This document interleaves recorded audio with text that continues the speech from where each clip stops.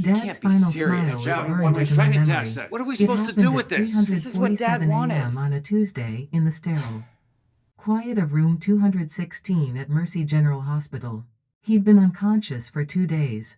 The machines doing most of the work of keeping him alive. But suddenly, his eyes opened, found each of us gathered around his bed. And his face broke into that familiar crooked grin.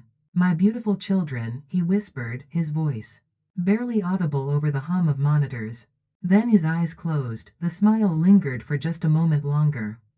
And he was gone. That was 3 days ago. Now we're standing in his tiny apartment, trying to figure out how to divide up a lifetime. That fit into 4 rooms and apparently added up to almost nothing. "I can't believe this is all he had," my sister Emma says, holding up a coffee mug with a chip in the handle. 40 years of working at the factory, and this is it? My brother Jake is going through Dad's closet, pulling out the same 3 button-down shirts he rotated through every week. "Remember how he always said he didn't need much? Guess he meant it." I'm sitting on Dad's bed, looking through his nightstand drawer. Reading glasses held together with tape. A few loose pills. A wallet with $17 and a library card that expired 2 years ago. Thomas Chen had lived like a man who'd given up on material things long ago. After Mom died 5 years back, he'd downsized from the family house to this studio apartment. No cable TV, no internet, no smartphone. He rode the bus to work every day until his retirement last year. Then spent his time reading library books and feeding pigeons in the park. He was happy, though, I say, more to convince myself than my siblings. Every time I visited, he seemed genuinely content. "Content and broke are 2 different things," Jake mutters. "Do you know how much his funeral is going to cost? The cheapest package is still 3 grand. Emma frowns. "He didn't have life insurance? If he did, I can't find it. No bank statements either. It's like he lived entirely in cash." I remember Dad pulling crumpled bills from his pocket whenever he bought groceries, counting out exact change like every dollar mattered. Which, apparently, it did. "Maybe he has a safety deposit box somewhere," Emma suggests. "Check his mail, see if there are any bank statements we missed." Jake has moved on to Dad's dresser, pulling out underwear that's been mended more times than replaced. This is depressing. The man worked his whole life and died with nothing. "That's not true," I say firmly. "He had us. He had his books. He had $17, Anna," Jake interrupts.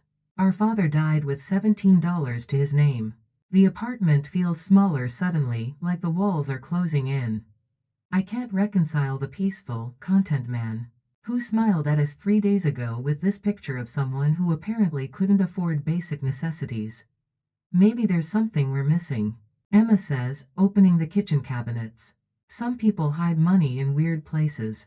Dad wasn't the type to stuff cash in coffee cans," I reply. But I start looking anyway. We spend the next hour going through everything systematically. Jake checks inside books for hidden documents. Emma examines every container in the kitchen. I look under the mattress, behind picture frames, inside the pages of Dad's photo albums. Nothing. "This doesn't make sense," I say, sitting back down on the bed. "He paid rent on this place for 5 years. Where did that money come from? Social Security?" Jake suggests. "That's maybe $1,200 a month. His rent here is $800. How did he live on $400? Emma joins me on the bed, looking as confused as I feel. "Maybe he had help. Maybe there was someone we didn't know about." "Dad didn't take charity," Jake says definitively.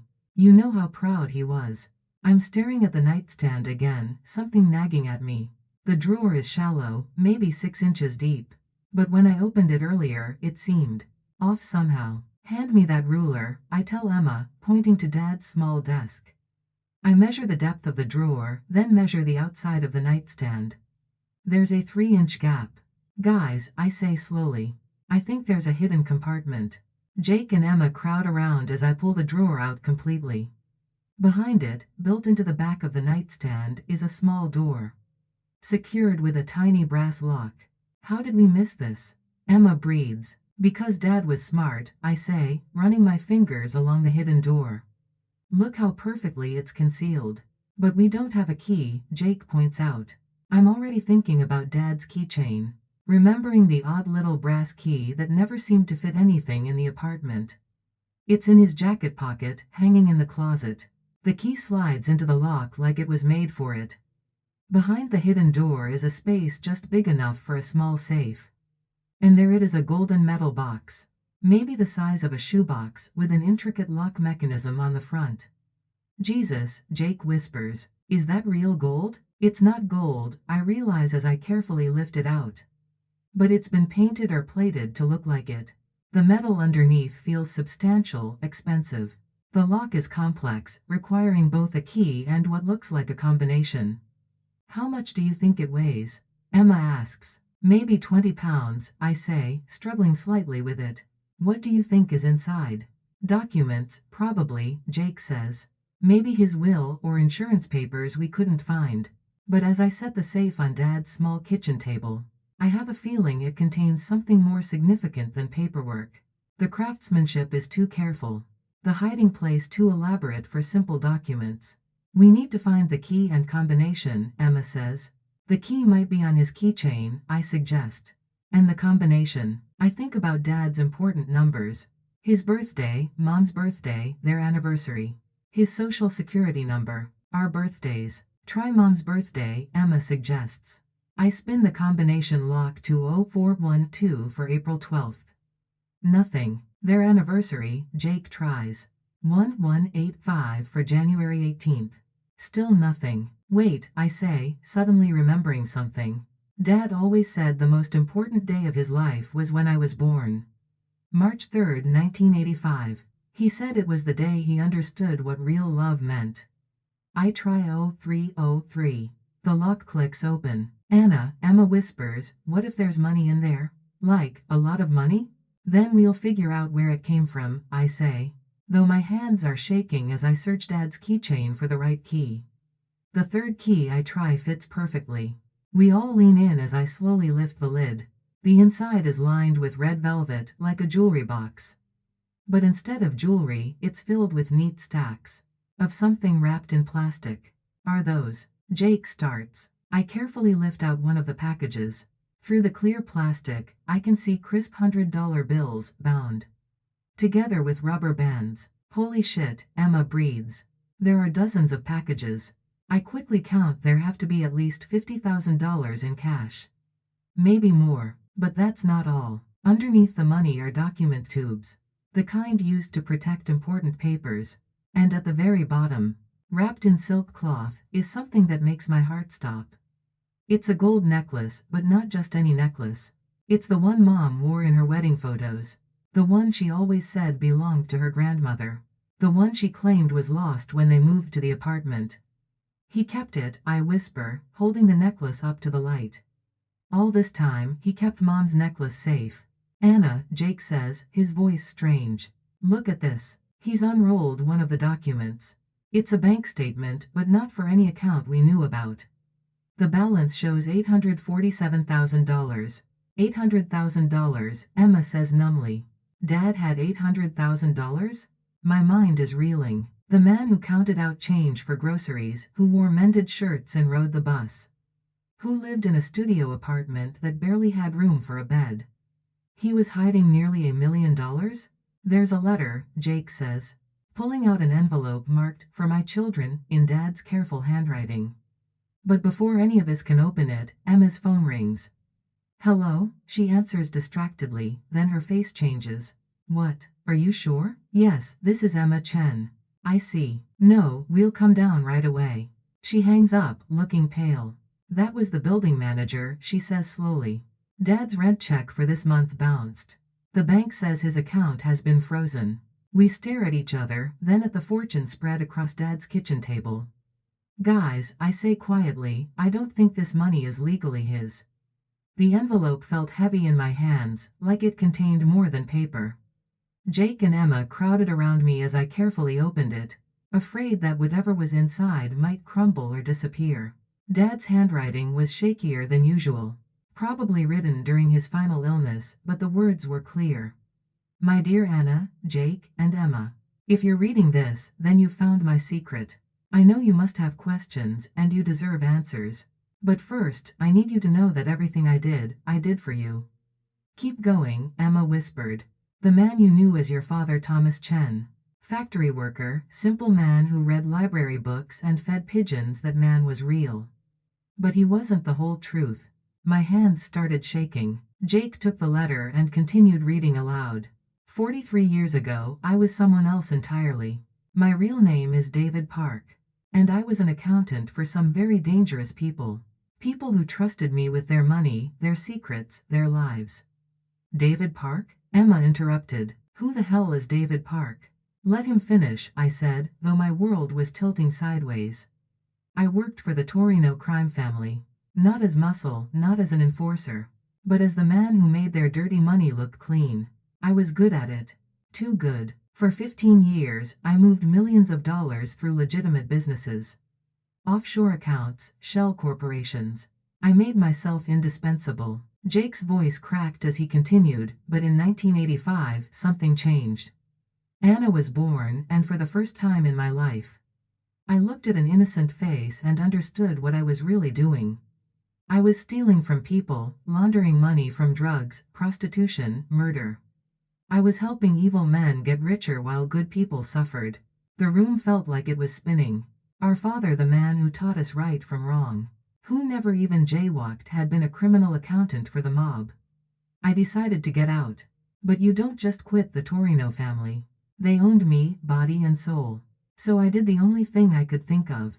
I stole from them. Oh God, Emma said, covering her mouth. I took $2 million from their accounts and disappeared. Changed my name, got new papers, moved across the country. I met your mother in witness protection, and we built the life you remember. Thomas Chen was born the day David Park died. Jake set the letter down on the table, his face pale. Dad was in witness protection? Mom knew about this? Keep reading, I urged, though part of me didn't want to know more. The money you found is what's left of what I took. I've been using it sparingly over the years. To pay for emergencies, to help when times were tough, to make sure you kids had what you needed. But I never touched it for luxuries or comfort. Blood money should never buy happiness. That explains so much. How we always seemed to have just enough, even when Dad's factory wages shouldn't have covered everything. How he managed to pay for college without taking loans. How there was always money for medical bills when Mom got sick. The bank account is frozen because the FBI finally caught up with David Park. They've been tracking the money for decades. And my death triggered an investigation. I'm sorry, my children. I thought I'd covered my tracks well enough to keep you safe. Safe from what? Emma asked the letter, as if it might answer back. Vincent Torino is still alive. He's in his 80s now. But he never forgot about the accountant who stole from him. When the FBI investigation goes public, he'll know that David Park is dead. But he'll also know that David Park had children. My blood turned to ice water. The money in the safe is yours by right. I stole it from criminals, and I've spent 40 years making sure it went to good people instead. But taking it comes with risks. The Torinos have long memories and longer reach. Jake was pacing now, running his hands through his hair. This is insane. Dad was basically a mob accountant. And now we might have a target on our backs? There's more you need to know. The necklace belonged to your mother, but it's also a key. If you look closely at the pendant, you'll see it opens. Inside is a micro SD card containing copies of all the financial records I kept during my time with the Torinos. Names, dates, account numbers, crimes. Everything. I grabbed Mom's necklace from the safe and examined the pendant. Sure enough, there was a tiny seam around the edge. I pressed carefully, and it popped open like a locket. Inside, nestled in a custom-fitted space, was a micro SD card smaller than my fingernail. Jesus Christ, Emma breathed. He kept evidence? That information is my insurance policy for you. If the Torinos ever threaten you, if anyone tries to hurt you because of what I did, you give that card to the FBI. It contains enough evidence to put the remaining family members in prison for life. But Dad, Jake said to the letter, why didn't you give it to them years ago? As if anticipating the question, the letter continued. I never turned it over because some of the people named in those files are still in law enforcement. Judges, prosecutors, police chiefs. Good people got caught up in bad situations. And I couldn't destroy their lives to save my own. But if protecting you requires burning it all down, then that's what you'll do. The weight of what we'd inherited was starting to sink in. This wasn't just money. It was evidence that could topple corrupt officials and criminal enterprises. It was power and danger wrapped up in a necklace. Our mother had worn to church every Sunday. You have 3 choices. First, you can turn everything over to the FBI, take witness protection, new identities, and disappear forever. Second, you can return the money to the government, destroy the evidence, and hope the Torinos never connect you to David Park. Third, you can keep the money and use the evidence as protection, but live, knowing you might always be looking over your shoulders. What would you do? Emma asked us. I don't know, I admitted. A week ago, our biggest worry was paying for Dad's funeral. Now we're talking about the mob and witness protection. Whatever you choose, choose together. Your family. That bond is stronger than any threat, any amount of money, any secret from the past. I raised you to be good people, and I trust you to make the right decision. The letter was signed simply, Love always, Dad Thomas Chen and David Park. But there was a postscript that made my heart stop. P.S. If you're reading this within 48 hours of my death, you should know that someone has been watching the apartment building. Black sedan, license plate starting with JTR. They've been there every day since I went into the hospital. Vincent Torino's patience may finally be running out. We all turned to look out the window at the same time. Parked across the street, barely visible in the afternoon shadows, was a black sedan. How long has that been there? Jake asked. I don't know, I said, my voice barely a whisper. I wasn't paying attention. Emma was already pulling out her phone. Should we call the police? And tell them what? That our dead father used to be a mob accountant and we think we're being watched by criminals? My phone buzzed with a text from an unknown number, David's children. Time to talk. Diner on 5th Street, 1 hour. Come alone. V. Emma said, reading over my shoulder. Vincent Torino. He knows we found the money, Jake said. He knows we read the letter. How is that possible? I looked around Dad's tiny apartment, seeing it with new eyes. If he'd been in witness protection, if he'd been hiding from the mob for 40 years, then everything about this place was probably monitored somehow. Guys, I said slowly, what if Dad's death wasn't natural? What if they got tired of waiting and decided to speed things up? The thought hit us all at the same time. Dad's sudden decline, the way he'd seemed fine one day and dying the next. The doctors had said it was a massive stroke, but what if? We need to get out of here, Emma said. Now. And go where? Jake demanded. If they've been watching for days, they know where we live, where we work, everything. The FBI, I said. We take the evidence and we go to the FBI. With what guarantee they'll protect us? Instead of prosecuting us for having stolen money? My phone buzzed again, 30 minutes now. Don't keep an old man waiting. The black sedan's engine started. Decision time, I said, looking at my siblings. We either face this together, or we run, and spend the rest of our lives looking over our shoulders. Emma picked up the necklace and fastened it around her neck. Dad said we're family. That means we stick together. Jake nodded grimly. All for one, one for all. Like the Three Musketeers. Except the Three Musketeers never had to deal with the mob, I pointed out. Details, Emma said, trying to smile.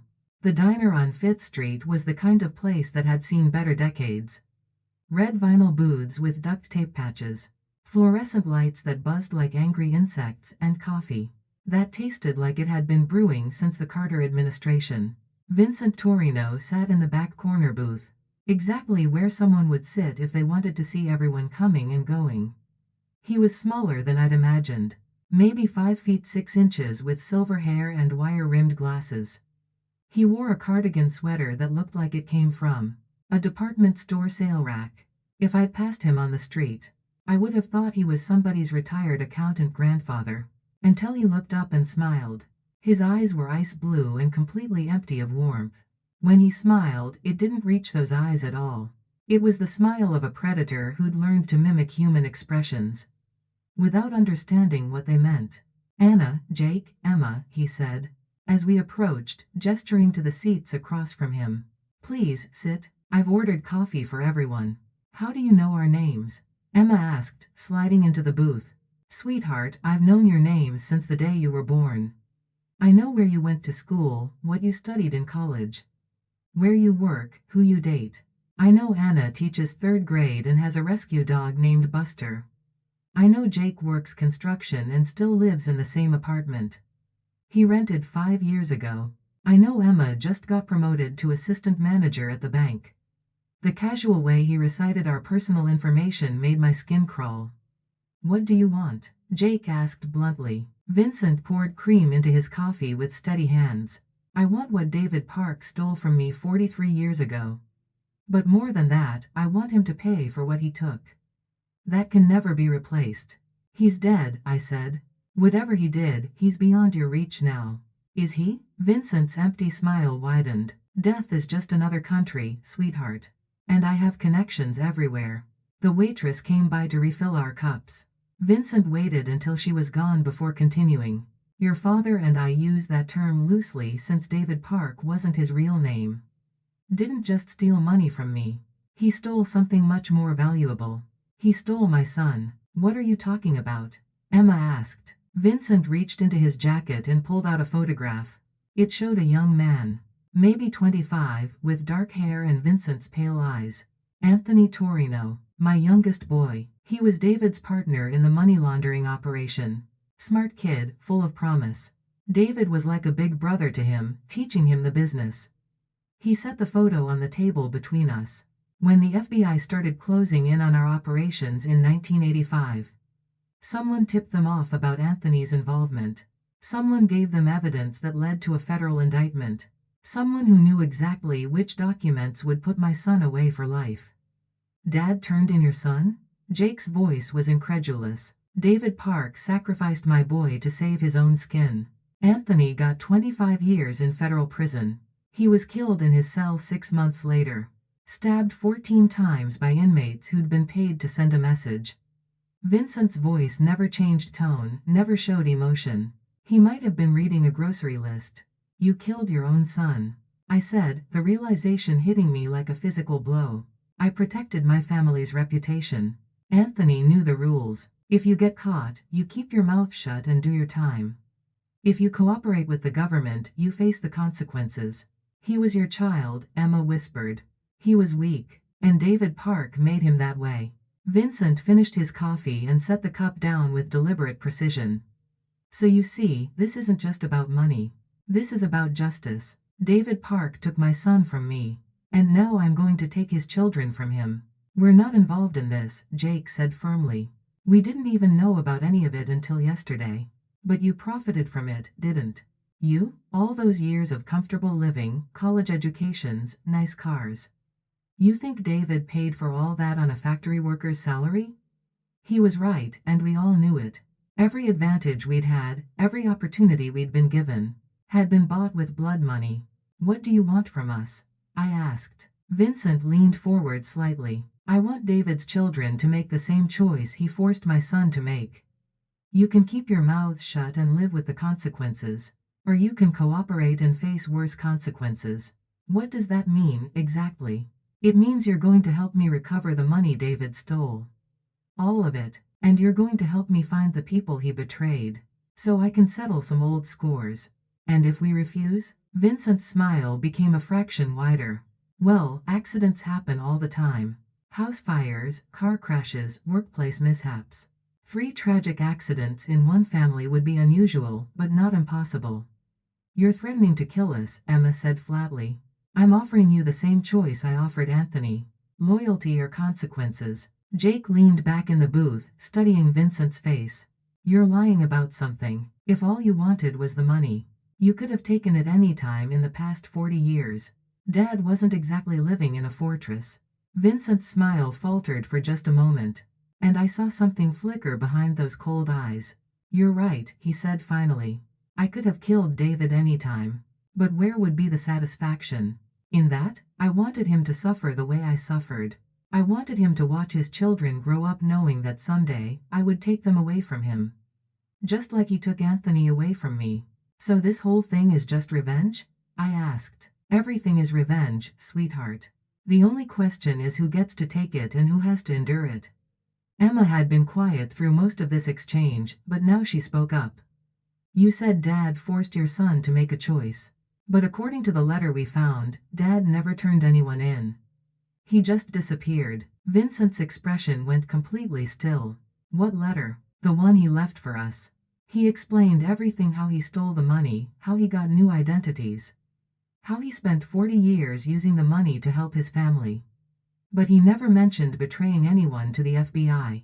You're lying, Vincent said, but there was uncertainty in his voice now. He kept evidence, Jake added. Financial records, names, dates. Everything from his time working for you. If he'd been the one who betrayed your son, why would he keep evidence that could incriminate himself? Vincent's face was turning red. Because he was insurance. He was protecting himself. Or, I said slowly, pieces clicking together in my mind, because he knew someone else betrayed your son. And he kept the evidence to prove it. The silence that followed was deafening. Vincent stared at us with those cold eyes. But for the first time, he looked uncertain. Show me this letter, he demanded. Show us proof that Dad betrayed your son, Emma countered. Vincent reached into his jacket again. But this time he pulled out a folded document. FBI surveillance transcript, dated March 15, 1985. David Park meeting with Special Agent Rodriguez. I read the document quickly. It described a meeting between an informant and federal agents. But the informant was identified only as Subject DP, presumably David Park. This doesn't prove anything, I said. DP could be anyone. And even if it was Dad, this just shows he met with them. It doesn't show what he said. 50 years of believed. Vincent's voice trailed off. Believed what? Jake pressed. That David betrayed Anthony. That he was the reason my son died in prison. What if you were wrong? Emma asked gently. What if someone else set up your son, and Dad was just convenient scapegoat? Vincent was quiet for a long moment, staring at the photograph of his dead son. If that's true, he said finally, then I've wasted 40 years hunting the wrong man. More than that, I said. If Dad kept evidence of who really betrayed your son, and we have that evidence now, then we can find the real traitor, Vincent finished. His transformation was subtle but complete. The predatory smile was gone, replaced by something that looked almost human. Almost vulnerable. I need to see this evidence, he said. Not here, Jake said. Too public. My house, Vincent suggested. 1 hour. And bring everything, the letter, the financial records, all of it. How do we know this isn't a trap? Emma asked. Vincent looked at her with what might have been respect. Because if I wanted you dead, you'd already be dead. And because if your father really did keep evidence that could clear his name and identify the real traitor, then I owe David Park the biggest apology of my life. He stood up slowly, leaving a $20 bill on the table. 1 hour, he repeated. And kids? If you're lying to me, if this is some elaborate con to save your own skins, then my original offer stands.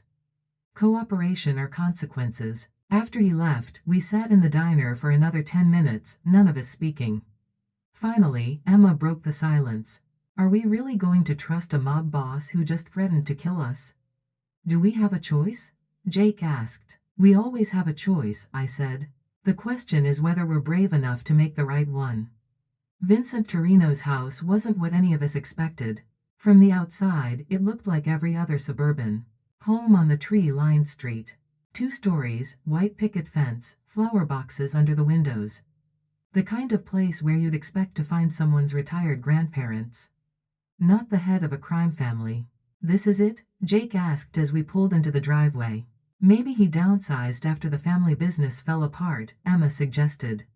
Vincent answered the door wearing an apron that said, World's Best Grandpa, and holding a wooden spoon. Come in, he said warmly. I was just making dinner.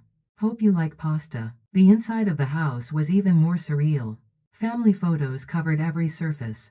Graduation pictures, wedding shots, babies in christening gowns. The living room had doilies on the furniture. And a half-finished crossword puzzle on the coffee table. Vincent, I said carefully, this doesn't look like a mob boss's house? He chuckled, stirring something that smelled amazing in the kitchen. What did you expect? Marble statues and gold fixtures? That's movie nonsense, sweetheart. He led us to the dining room, where he'd set the table for four. The Torino family was never about flash. We were businesspeople who happened to work outside the law. Were? Emma picked up on the past tense. Sit, sit, Vincent gestured to the chairs. We'll eat first, then we'll talk. I think better on a full stomach. The pasta was incredible. Vincent served it with homemade bread and wine. That probably cost more than my monthly rent. For 20 minutes, we ate in relative silence while this elderly man, who'd threatened to kill us 3 hours earlier, played the perfect host. My wife's recipe, he said, noticing our appreciation. God rest her soul. She always said the secret was in the timing. You were married? Jake asked. 47 years. Maria passed 5 years ago. Cancer. Vincent's face softened. She never knew about the family business. As far as she was concerned, I was an import-export. Which, technically, was true, Emma said. Exactly. We imported opportunities and exported problems. After dinner, Vincent led us to his study. This room was different from the rest of the house. Dark wood paneling, leather chairs, and a wall covered with photographs that told a different story. These weren't family snapshots, they were surveillance photos. Police mugshots, newspaper clippings about arrests and trials. The real Torino family history. Vincent said, pouring himself a glass of whiskey. 3 generations of law enforcement trying to put us away. He walked to a filing cabinet and pulled out a thick folder.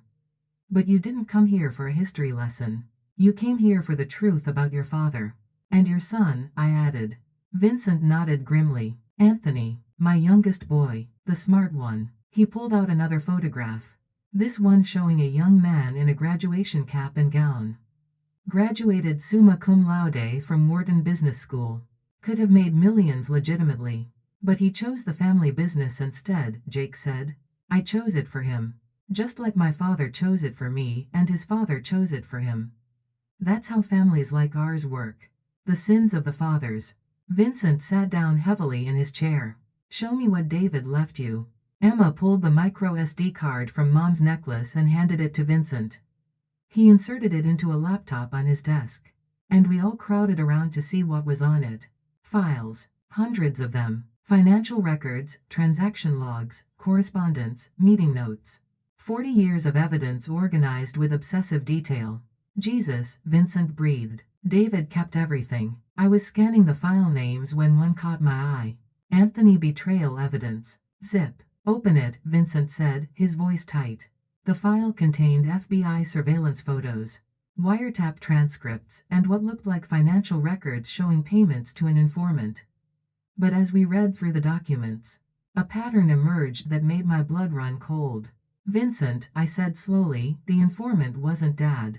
Look at the payment records. The money trail was clear. Weekly payments of $2,000 to an account registered under the name M. Rodriguez. The same special agent Rodriguez mentioned in the surveillance transcript we'd seen earlier. Rodriguez was the FBI agent in charge of the investigation, Emma said. But he was also being paid by someone in your organization. Vincent's face went white. That's impossible. Rodriguez was the one who arrested Anthony. Because he was playing both sides, Jake realized. He was feeding information to your family about FBI operations. But he needed to maintain his cover. So he sacrificed someone. Anthony, I finished. Rodriguez set up your son to protect his real source inside your organization. Vincent was staring at the screen like it was showing him a ghost. If Rodriguez was dirty, if he was protecting someone else. I clicked on another file, real mole evidence. PDF.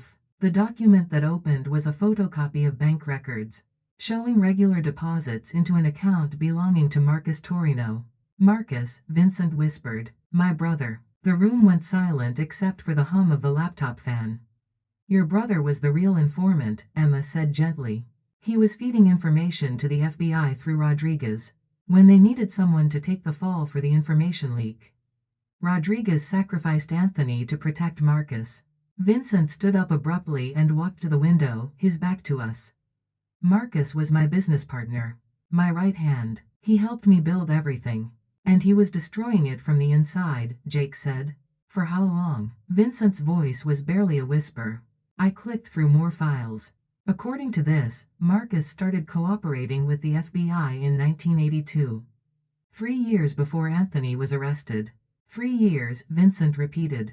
3 years of him sitting at my dinner table, playing with my grandchildren, pretending to be family while he sold us out piece by piece.